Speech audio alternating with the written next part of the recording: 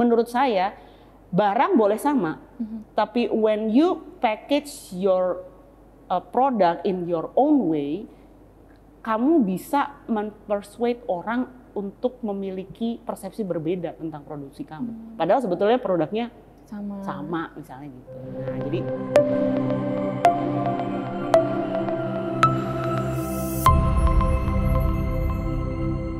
menurut Mbak Dini nih industri fashion dari segi bisnisnya tuh apakah sudah red ocean gitu Mbak? Karena kan apalagi juga semenjak pandemik banyak banget orang yang buat brand fashion sendiri gitu. Nah, gimana sih cara kita nih sebagai yang punya brand fashion tuh membedakan diri kita dibandingkan brand lainnya? Oke, pelan. Satu-satu nih ya. Jadi yang pertama tadi red ocean ya. Red ocean. Oke.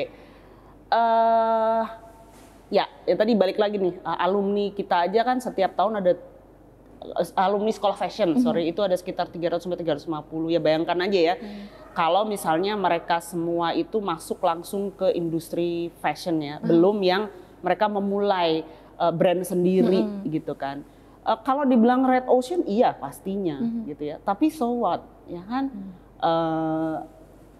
Sekarang ini zamannya kolaborasi. Sekolah aja nih, yang dulu itu kolaborasi antar sekolah itu haram gitu ya hukumnya ya. Kalau sekarang ini justru dianjurkan gitu. Kita itu malah dikasih target dalam setahun itu sebuah politeknik itu harus punya MOU kerjasama dengan politeknik lain sebanyak sekian MOU. Gitu. Jadi memang sekarang ini individualism it's so passé kalau saya bilang. Ya semuanya itu serba kolaboratif gitu ya. Termasuk juga dengan brand-brand baru ini ya, dengan adanya konsep store, marketplace, itu kan mereka bersaing di red ocean tapi bersaing dengan cara yang baik. Jadi kenapa nggak kita ambil aja bahwa pemain yang banyak ini, kemudian yang memang sudah bersaing ketat ini, kita kolaborasi aja supaya kita bisa maju bersama. Nah, pertanyaan kedua tadi bagus tuh, gimana kita bisa membedakan dengan yang lain ya. Kalau saya sih melihatnya pasti setuju juga ya bahwa nothing is original in fashion, betul nggak? Ya kan? Bahwa cycle fashion itu selalu berulang-ulang sebetulnya. Hanya di setiap season itu kasih twist sedikit lah supaya beda banget lah, beda sedikit lah dengan original konsep gitu ya. Nah, jadi berangkat dari situ memang nothing is original, apalagi kalau kita ngomongin tentang mass production. Satu desainer dengan desainer lain produknya mungkin mirip. Ya kan? Tapi apa yang bisa kita lakukan supaya orang bisa mengingat gitu kan? Kalau menurut saya adalah how to build a relationship dengan customer kita, gitu ya. Anak-anak sekarang itu kan senang semuanya serba experiencing, ya kan? Jadi gimana kita bisa memberikan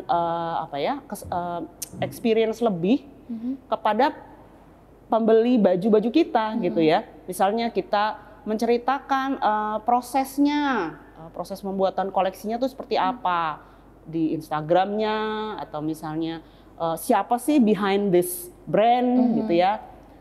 Atau juga misalnya apa yang bisa kita berikan kepada customer kita tapi tidak mereka dapatkan di tempat lain. Jadi menurut saya barang boleh sama, tapi when you package your product in your own way, kamu bisa mempersuade orang untuk memiliki persepsi berbeda tentang produksi kamu. Padahal sebetulnya produknya sama misalnya gitu. Nah, jadi building a relationship dengan customer itu menurut saya kuncinya sih. Kuncinya memang.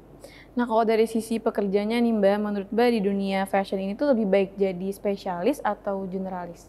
Ini maksudnya dari line koleksi ya? Lebih ke pekerja yang ada di industri fashion. Oh, oke. Sebetulnya sih kalau konteksnya di fashion industry ya, anggaplah yang dimaksud dengan generalis itu mungkin ready to wear ya, misalnya bergerak di mass production seperti itu. Kalau yang spesialis ya, spesialis misalnya kamu memilih untuk membuat sebuah line produksi yang lebih spesial, misalnya bridal atau misalnya ethnic seperti itu ya. Saya mengcompare-nya mungkin dari sisi itu ya. Nah, nggak ada yang salah, nggak ada yang benar menurut saya. Ya, jadi kalau menurut saya sih bagaimana kamu ketika kamu memilih satu bidang tertentu itu pasti kamu harus tahu apa yang kamu expect. Ya, when you choose yourself to be a bridal designer, it means do not expect bahwa baju kamu akan dibeli dengan harga murah oleh orang kebanyakan. Harga juga pasti mahal gitu ya, teknik juga harus tinggi gitu kan. Nah itu tentunya akan berpengaruh pada ya resikonya gitu. Kalau kamu menjadi desainer yang very niche gitu, automatically mungkin kamu harus kompromi nih dengan apa yang memang kamu pilih gitu. Jadi kalau saya sih melihatnya nggak ada yang salah, nggak ada yang benar. Tergantung kamu believe on mana nih yang akan kamu pilih dan kamu konsekuen dengan apa yang sudah kamu pilih. Gitu. Kalau mungkin dari bisnisnya gitu Mbak, seorang contohnya mungkin brand owner nih harus bisa semuanya nggak sih? Generalis nggak sih? Dia harus bisa desain juga, harus bisa semuanya atau cukup satu aja gitu si spesialis ini? Kalau sekolah di fashion design kan automatically kita belajar semua ya. Ya kan sebagai fashion designer tuh setahu saya sih semua belajar dari mulai design development sampai executing garment ya, bikin pola, jahit semua sendiri. Even mikirin tentang bisnisnya gitu. Tapi kalau kamu sebagai fashion designer otodidak gitu ya, biasanya kamu punya interest yang very particular. Ya nggak apa-apa juga sih gitu, asalkan kamu punya tim yang bisa mensupport gitu ya. Tapi kalau kita bicara mengenai institusi pendidikan, tentunya sih saya bilang lebih baik seorang fashion designer tuh tahulah A to Z-nya. Meskipun pada akhirnya kamu boleh memilih, kamu lebih suka di part yang mana sih gitu. Jadi kalau saya unggul di sana bisa milih di part itu gitu ya. Kalau misalnya dari kesiapan para fashion graduated student nih Mbak, menurut Mbak berapa sih, seberapa besar tingkat match skill set mereka dengan perusahaan?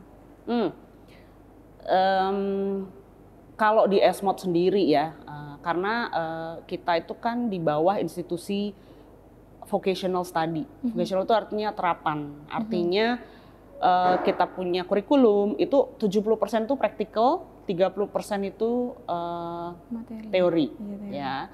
Nah, jadi dan selain itu nggak cukup sampai di situ, tapi kurikulum kami itu di-assess oleh berbagai macam stakeholder. Jadi kurikulum selesai nggak bisa langsung diaplikasikan, ya kan? Ini di-assess oleh stakeholder itu dari akademisi udah pasti, kemudian dari pelaku bisnis, dari industri, dan dari pemerintahan. Jadi mereka memberikan masukan. Oh ini kurikulumnya kurang ini harus ditambah dan sebagainya. Jadi kebutuhan dunia industri itu sudah pasti bisa terimplementasi di dalam kurikulum kami. Gitu. Selain juga kurikulum kita itu kan dari Paris ya, dari Paris itu secara kompetensi itu sudah diakui oleh ESCO, ya European System Qualification dan Occupation, yang sudah disesuaikan juga dengan SKKNI yang berada di Indonesia. Jadi kalau match atau enggak, sepertinya sih sudah ya. Buktinya tuh gini. Karena 85% ya, mungkin 85-90% dari student kita yang internship di perusahaan di akhir tahun belajarnya mereka itu rata-rata langsung terserap oleh mereka, jadi langsung ditawari untuk bekerja gitu. Jadi sebelum lulus sudah dapat kerja. Seru banget. Gitu. Dan saya rasa juga sekolah lain pun juga yang sekarakter dengan kami ya, mungkin juga sudah melakukan hal yang sama gitu ya. Cuma mungkin yang berbeda adalah ininya ya, profil lulusan. Jadi kayak misalnya sekolah fashion tapi negeri gitu ya, mungkin dia profil lulusannya beda dengan profil lulusan kita gitu ya. Internasional. Iya gitu. Nah tapi secara apa ya, kebutuhan saya rasa sudah cukup memenuhi ya dengan kebutuhan industri dan usaha. Nah kalau dari ngomongin fashion graduated nih Mbak, kan samping kita ini udah ada collection nih ya dari murid Esmod ya, boleh ceritain dong Mbak? Sebetulnya ini adalah koleksi yang kita kirim ke Paris ya, karena kan setiap tahun itu kita ada namanya international meeting. Jadi semua Esmod dari seluruh dunia itu akan berkumpul gitu ya. Lalu biasanya kita membawa beberapa koleksi murid yang jagoannya lah gitu. Best student. Iya gitu. Nah ini karena menggunakan kain-kain tradisional, motif tradisional juga.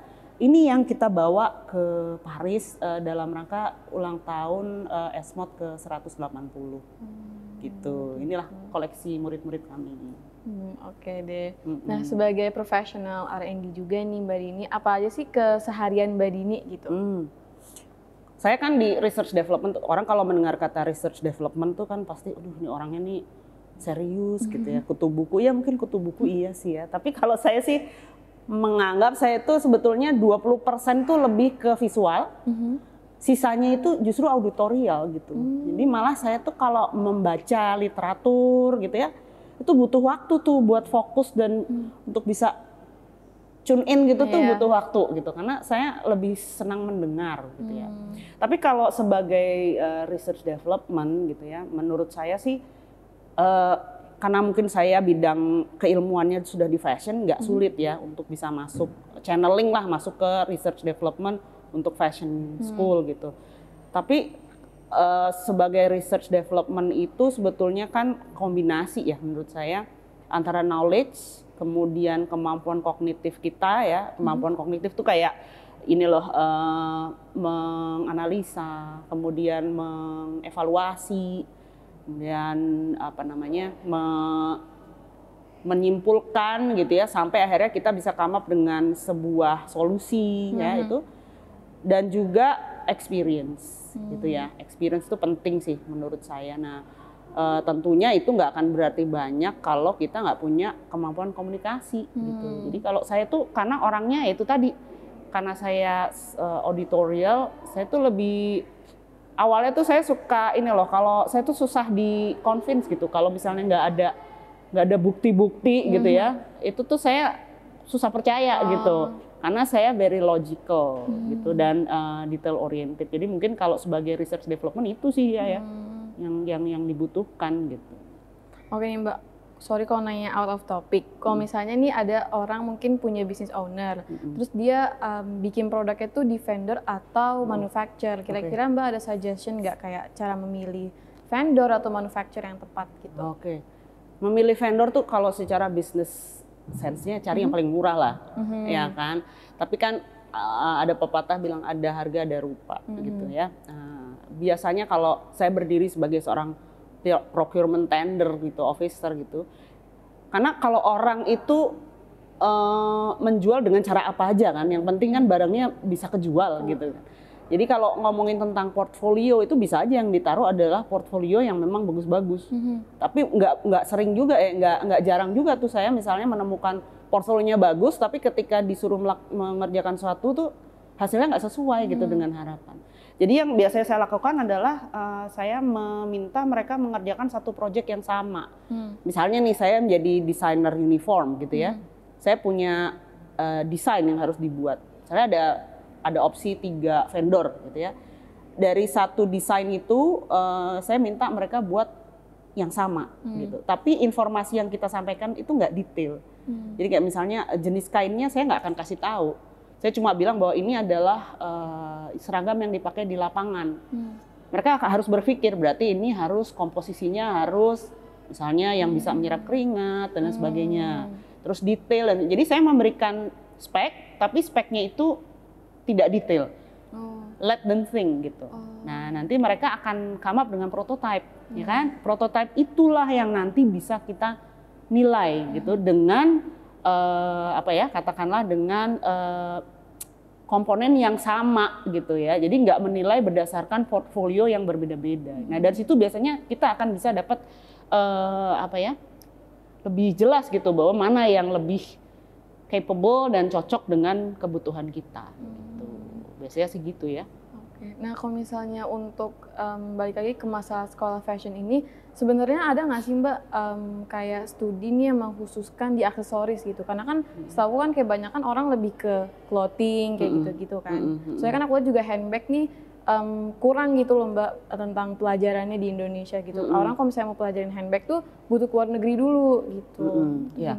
Ini kalau kita ngomong di ranah pendidikan formal ya tentunya gitu. Karena kalau sekarang kan opsi itu banyak banget ya kan. Mau formal kah atau non formal gitu. Saya berdiri di sini sebagai represent Esmod, tentunya saya mau ngomongin tentang yang formal gitu ya. Suatu bidang kreatif dijadikan bidang studi itu butuh waktu dan butuh perjuangan, ya kan? Apalagi kalau masuk ke ranah pendidikan tinggi, ya. Sebagai contohnya gini aja nih, mungkin belum banyak yang tahu ya bahwa program studi desain mode itu selama ini belum ada di dalam nomenklatur pendidikan tinggi untuk S1. Oh iya. Jadi adanya dia itu di bawah terapan, di bawah diploma gitu ya. Nah, karena apa? Ya karena itu tadi kebutuhannya mungkin selama ini hanya sampai di level diploma. Jadi kalau ada universitas lain yang buka program studi fashion design itu perlu dipertanyakan. Itu pasti ditaruh di bawah either DKV atau di bawah produk design gitu ya. Nah, baru di tahun ini fashion design itu punya nomenklatur sendiri. Itu pun setelah perjuangan bertahun-tahun. Gitu ya. Nah, tadi yang disebutkan aksesoris, kemudian sepatu, tas itu merupakan turunan dari produk fashion dan aparel ya. Untuk kesannya kita bisa lebih lebih bisa punya output banyak gitu ya dari bidang studi fashion. Itu caranya adalah kita jadikan itu sebagai specialization. Gitu. Jadi misalnya prodinya tetap fashion design, tapi nanti spesialisasinya kamu boleh pilih. Jadi bisa ke jewelry, bisa sepatu, bisa handbag gitu ya, atau dijadikan mata kuliah pilihan. Karena itu udah segmented banget ya. Payung besarnya tetap fashion, apparel, tapi nanti bisa diarahkan sesuai dengan spesialisasi yang difokusin lagi. Gitu. Betul. Ya. Gitu. Nah, last but not least nih Mbak, sebagai yang udah berpengalaman 20 tahun lebih, itu Mbak ini lebih prefer kayak slow fashion atau fast fashion? Oke, sebagai professional research development, ya, tentunya milihnya slow fashion ya. Karena kalau kita bicara mengenai mentality gitu, kita ini kan bagian dari ekosistem dunia ya. Jadi kalau kita nggak aware terhadap yang sekarang sedang terjadi pemanasan global dan lain sebagainya, ya siapa lagi yang nggak environmentally conscious gitu kalau bukan kita gitu. Tapi sih saya menyadari ya bahwa di Indonesia ini belum menjadi priority ya, kehidupan ekosistem sustainable thing itu kan belum, menurut orang Indonesia belum menjadi prioritas. Iya, ya. Jadi ya kita mulai dengan yang paling kecil aja gitu. Sesimpel kayak misalnya kita beli kopi di satu gerai brand internasional, saya nggak sebut namanya gitu ya. Tapi instead of kita datang ke sana nggak bawa apa-apa, saya bawa tumbler misalnya gitu. Ya sesimpel itu dulu lah gerakan yang memang saya lakukan dalam hal ini gitu. Ya mungkin kesananya akan lebih besar lah perannya, insya Allah. Gitu. Amin. Oke, mungkin segitu dulu aja pertanyaan dari aku nih Mbak Dini. Mungkin ada pertanyaan dari tim? Dari community kemarin yang nanya satu. Menurut Mbak Dini, praktisi fashion yang udah lama udah bergelut di semua bidang, menurut Mbak Dini sebenarnya inti atau core dari fashion itu sendiri untuk bisa nge-generate jadi revenue kan, ini kita ngomongnya buat bisnis ya. Kalau let's say misalnya semuanya itu kita ngomong untuk generate jadi revenue gitu. Apa sih yang paling penting dalam indikator-indikator organisasi atau bisa dibilang birokrasi yang bisa generate revenue gitu. Jadi dari semua kegiatan apa gitu menurut Mbak Dini yang paling penting dari fashion? Di dalam production cycle maksudnya. Sebetulnya kalau fashion itu sendiri kan very commercial ya. Saya bilang begitulah. Jadi nggak sulit sih, semua bisa di-generate kalau menurut saya. Tapi balik lagi, tadi creativity is another thing, ya kan? Ada beberapa desainer yang lebih mementingkan yang penting apa yang ada dalam mindset saya bisa terrealisasi. I don't care whether the garment ada yang membeli atau tidak. gitu kan. Nah tadi balik lagi, tujuan utama kita apa gitu. Mau jadi desainer yang memang pure bisa mengenerate any kind of activity menjadi revenue, atau memang you become idealis designer gitu. Karena kalau apa yang bisa di-generate banyak banget, semua bisa di-generate gitu kan.